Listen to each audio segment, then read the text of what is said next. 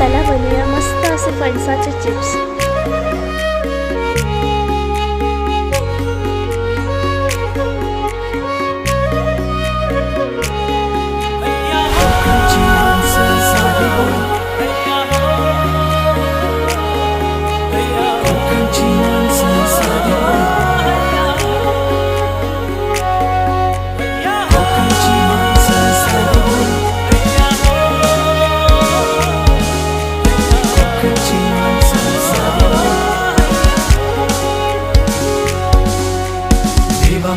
पिठाचे उभे कापे करून झाल्यानंतर त्याच्यामध्ये थोडी हळद आणि मीठ टाकून ते चांगले मिक्स करून कापलेल्या तेल चांगले असे कुरकुरीत